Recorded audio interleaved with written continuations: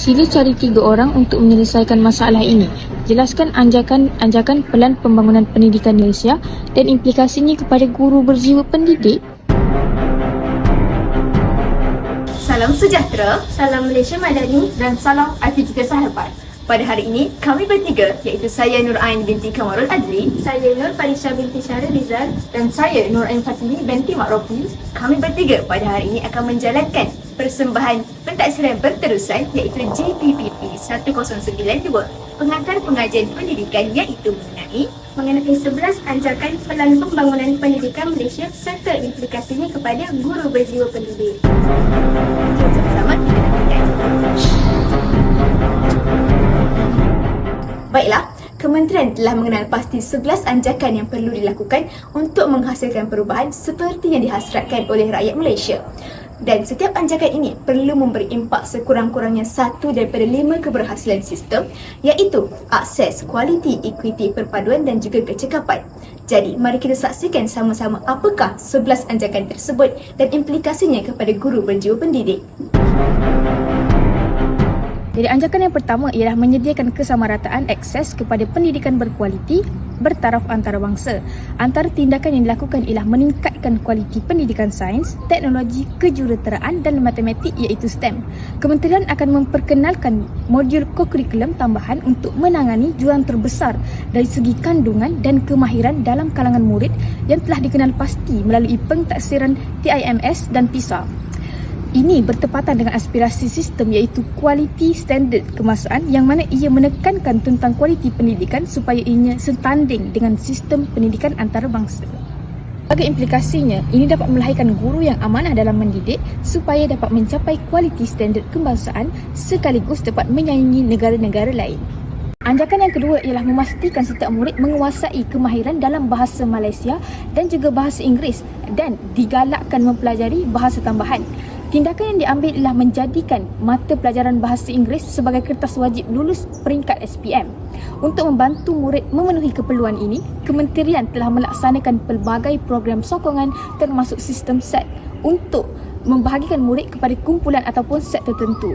Ini membolehkan guru merangka pendekatan pedagogi yang sesuai dengan tahap kemahiran dan keperluan pembelajaran murid.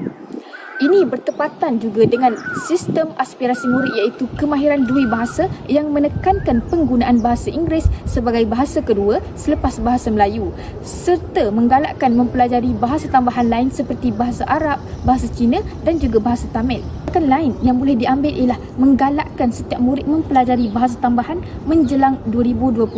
Sebagai implikasinya, ini dapat membentuk guru yang komited dalam mendidik murid bagi memastikan murid dapat menguasai ketiga-tiga bahasa ini iaitu bahasa Inggeris, bahasa Melayu dan juga bahasa tambahan.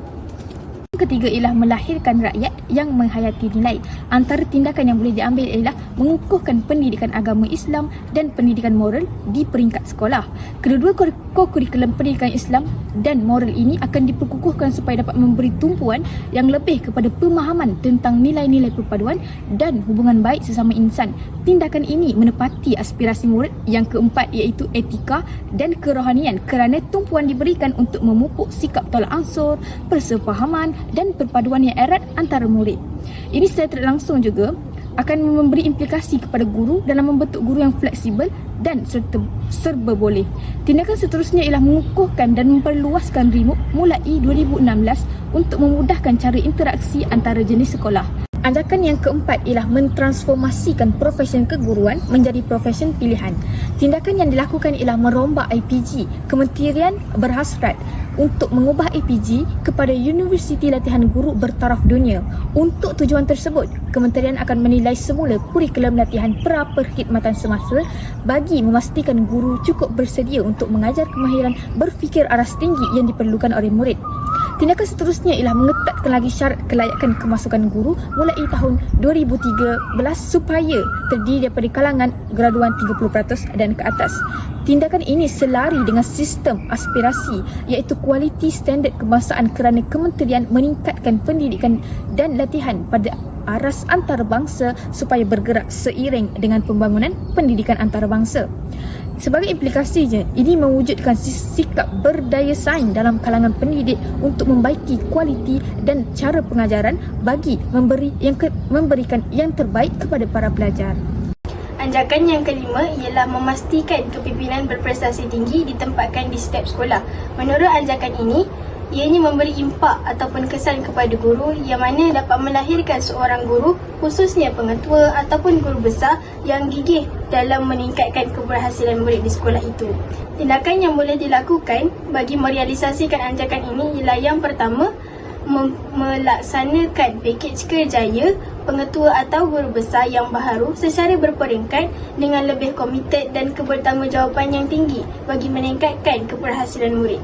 Yang kedua, memperkukuhkan kriteria pemilihan dan proses penggantian pengetua atau guru besar bermula daripada tahun 2013 supaya dapat memilih guru yang terbaik di kalangan yang terbaik. Perkara ini sangat berkait rapat dengan aspirasi murid yang ketiga, iaitu kemahiran memimpin, di mana murid-murid boleh mencontohi sifat-sifat kepimpinan daripada guru-guru mereka yang hebat.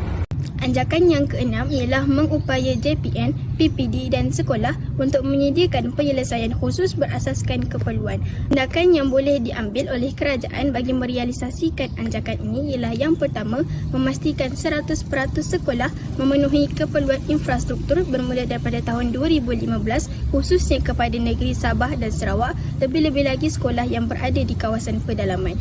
Yang kedua, memastikan semua sekolah kerajaan dan bantuan kerajaan menerima sokongan kewangan yang saksama.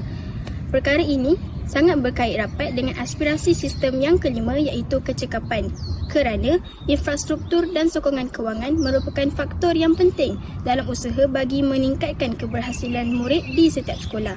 Anjakan yang ketujuh ialah memanfaatkan ICT bagi meningkatkan kualiti pembelajaran di Malaysia. Sepanjang dekad yang lalu, kementerian telah membelanjakan lebih RM6 bilion untuk teknologi maklumat dan komunikasi ICT dalam inisiatif pendidikan, dan ini merupakan satu pelaburan modal yang paling intensif pernah dilakukan dalam sistem pendidikan. Antara tindakan yang dilakukan untuk mencapai anjakan ini ialah yang pertama, memaksimumkan penggunaan ICT bagi pembelajaran jarak jauh dan pembelajaran kadar kendiri untuk memperluaskan lagi akses kepada pengajaran berkualiti tinggi tanpa mengira lokasi atau tahap kemahiran murid. Contohnya, ketika COVID melanda, ICT merupakan satu perkara yang memainkan peranan penting sebagai wadah penyampaian ilmu. Tindakan yang kedua ialah menyediakan akses internet dan persekitaran pembelajaran melalui One Bestarinet bagi kesemua 10,000 sekolah. Perkara ini sangat memberi kesan kepada guru yang mana dapat melahirkan guru yang celik IT dan mampu memvariasikan kaedah pembelajaran supaya pembelajaran dapat dilakukan dengan lebih efektif dan menarik. Perkara ini sangat berkait rapat dengan aspirasi sistem yang kelima, iaitu kecekapan, di mana apabila seseorang guru mahir menggunakan teknologi digital, ianya dapat meningkatkan keberhasilan setiap murid di dalam kelas itu. Anjakan yang ke-8 ialah mentransformasi kebolehupayaan dan kapasiti penyampaian kementerian.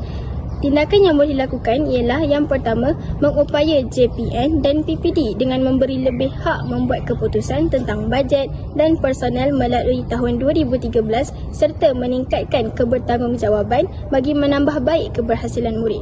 Contohnya seperti peruntukan penyelenggaraan di sekolah dan urusan personel seperti pelantikan pengetua ataupun guru besar. Tindakan yang kedua ialah sekurang-kurangnya 2,500 personel daripada kementerian dan JPN ditempatkan di PPD supaya lebih ramai lagi kaki tangan yang boleh memberikan sokongan kepada sekolah di dalam daerah tersebut.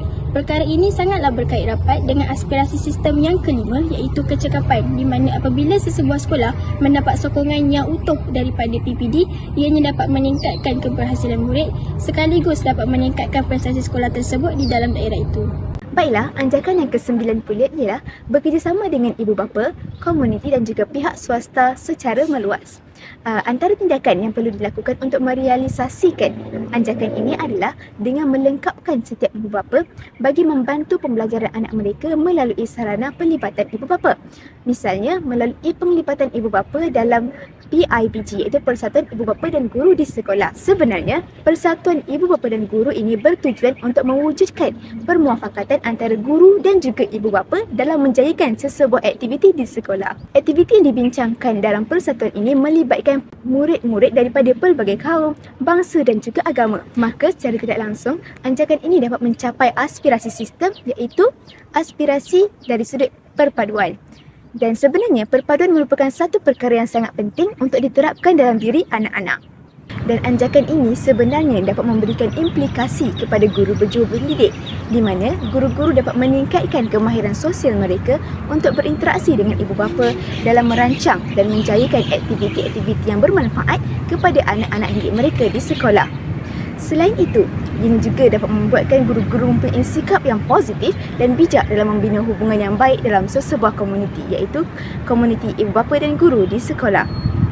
Dan hal ini secara tidak langsung akan menjadikan guru-guru ini seorang yang serba boleh dalam menjayakan apa-apa aktiviti yang telah dirancang kepada anak-anak didik mereka supaya anak-anak murid mereka berjaya dan cemerlang dalam semua aspek. Bukan itu sahaja, ibu bapa juga mempunyai akses terhadap kemajuan anak-anak di sekolah melalui satu sistem, iaitu sistem SAPS, Sistem Analisis Peperiksaan Sekolah, iaitu ianya merupakan satu laman web yang membolehkan ibu bapa melihat keputusan peperiksaan anak-anak mereka. Selain itu, tindakan yang boleh dilakukan untuk merealisasikan anjakan ini juga adalah dengan menambah bilangan modal sekolah amanah kepada 500 buah menjelang 2025 dengan melibatkan alumni dan juga NGO sebagai penaja. Program sekolah amanah membolehkan penaja swasta bekerjasama dengan kepimpinan sekolah untuk menguruskan sesebuah sekolah. Anjakan yang ke-10 pula ialah memaksimumkan keberhasilan murid bagi setiap ringgit.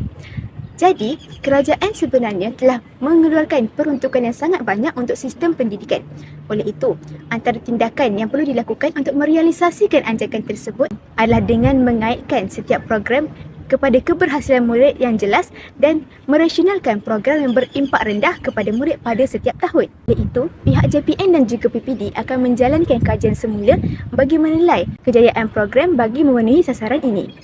Selain itu, antara tindakan yang perlu dilakukan adalah dengan memanfaatkan setiap peluang dan cekapan dengan mengagihkan peruntukan yang ada kepada bidang-bidang yang paling penting. Contohnya, peningkatan kemahiran dan juga latihan guru. Apabila adanya latihan terhadap guru-guru, misalnya mengenai teknik mengajar yang baik, secara tidak langsung ini dapat mencapai aspirasi sistem, iaitu aspirasi kecekapan, di mana kementerian berhasrat untuk memaksimumkan keberhasilan murid bagi setiap ringgit, iaitu peruntukan yang telah diberikan.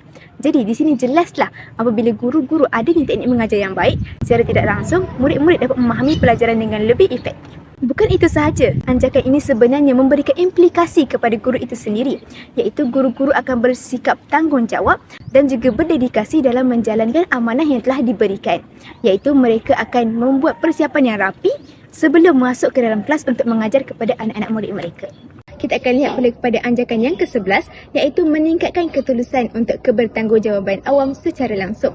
Dalam dialog nasional, pihak berkepentingan kerap kali menekankan bahawa kementerian perlu meningkatkan pelibatan orang awam dan menjelaskan kepada mereka tentang jenis dan juga kemajuan inisiatif yang dilaksanakan serta hasil yang akan diperoleh. Jadi, tindakan yang dilakukan untuk merealisasikan anjakan ini adalah dengan menerbitkan laporan tahunan awam tentang kemajuan sasaran dan juga inisiatif Pelan Pembangunan Pendidikan Malaysia mulai 2013. Jadi, kementerian akan menerbitkan laporan tahunan tentang perkembangan setiap inisiatif yang direncanakan dalam pelan ini, seperti kadar peruntukan yang diberikan kepada pihak sekolah pada setiap tahun untuk memastikan kemenjadian murid. Jadi, secara tidak langsung, anjakan ini kita boleh kaitkan dengan aspirasi sistem, iaitu kecekapan, di mana setiap wang yang dibelanjakan akan memaksimumkan keberhasilan murid. Bukan itu sahaja, anjakan ini sebenarnya telah memberikan impak ataupun implikasi kepada guru, iaitu guru akan bersikap telus dan juga bertanggungjawab dengan menggunakan peruntukan yang telah diberikan oleh pihak kementerian untuk memastikan para pelajarnya berjaya dalam pelajaran. Selain itu, kementerian juga akan melaksanakan semakan komprehensif pada tahun 2015, 2020 dan juga 2025 sepanjang pelaksanaan pelan ini berlangsung. Dan ini merupakan sumber rujukan yang telah kami gunakan untuk melaksanakan tugasan pada kali ini. Itu sahaja daripada kami. Sekian, terima kasih.